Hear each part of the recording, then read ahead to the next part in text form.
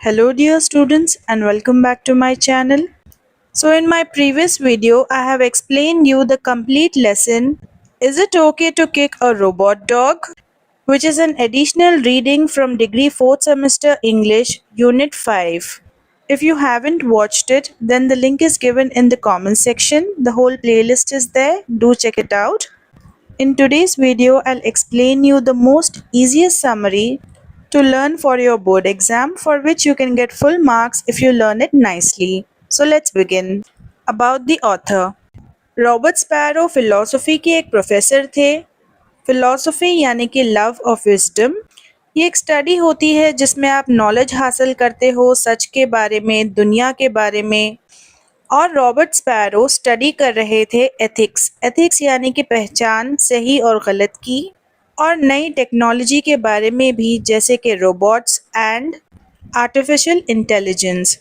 Robert sparrow इस बारे में सोचते थे कि चीज़ें किस तरह अफेक्ट करती हैं लोगों पर और सोसाइटी पर। समरी, ये जो आर्टिकल है is it okay to kick a robot dog, ये इस बारे में है कि लोग किस तरह बर्ताव करते हैं रोबोट्स के साथ। सो रॉबर्ट स्पैरो कहते हैं कि जो रोबोट्स होते हैं उन्हें तो बिल्कुल भी दर्द महसूस नहीं होता है, लेकिन फिर भी रोबोट्स को बुरा तो लगता है जब उनसे कोई चीज़ टकराती है या फिर जब कोई उन्हें किक मारता है। और इस बात को समझाने के लिए रॉबर्ट स्पैरो 3 रीजंस देते हैं। पहला ये कि वो बात करते हैं प्रॉपर्टी के बारे में। तो जो रोबोट्स होते हैं वो किसी को बिलोंग करते हैं, यानी कि वो किसी की चीज़ है। तो अगर आप किसी के रोबोट को किक मारोगे, इसका मतलब तो ये है कि आप उनकी चीज़ों को तोड़ रहे हो। You are breaking things. लेकिन फिर भी ये उस बात को एक्सप्लेन नहीं करता है कि क्यों अभी भी ये चीज़ गलत लगती है, ख़ास तौर से तब जब वो आपका खुद का रोबोट नहीं है।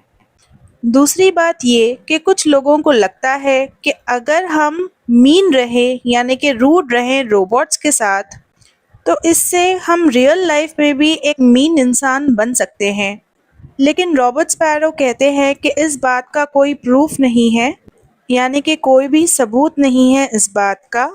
लोगों ने तो कई साल तक ये सवाल भी किया कि अगर वॉयलेंट गेम्स एक इंसान खेलता है तो उससे क्या वो इंसान वॉयलेंट हो जाता है, लेकिन फिर भी हमें आज तक इस बात का पता नहीं है।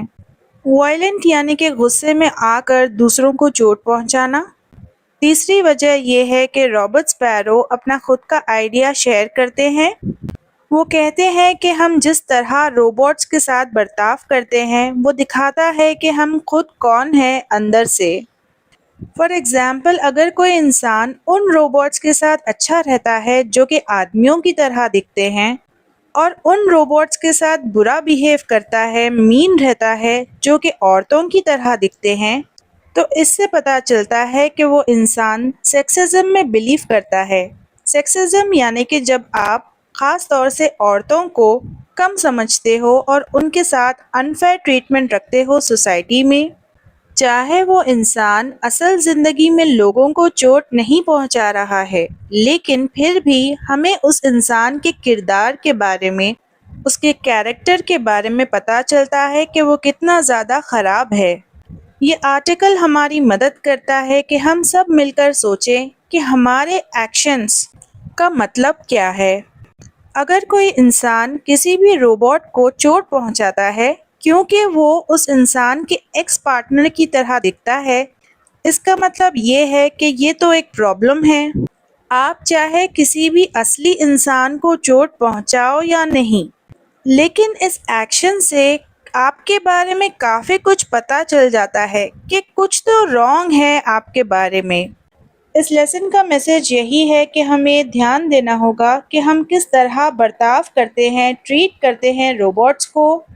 ये बात सच है कि रोबोट्स में फीलिंग्स नहीं हैं, लेकिन हमारे एक्शंस ये बताते हैं कि हम किस तरह के इंसान हैं। अगर हम रोबोट्स के साथ काइंड रहें यानी कि रहमदिल रहें, तो इससे हमें एक बेहतर इंसान बनने में मदद मिल सकती है। Students, if you think I was able to help you, then don't forget to hype this video and don't forget to contact me on my Telegram ID if you want easy notes. Do check out the playlist that I gave in the comment section and hit the bell icon to get notified for my next upcoming video.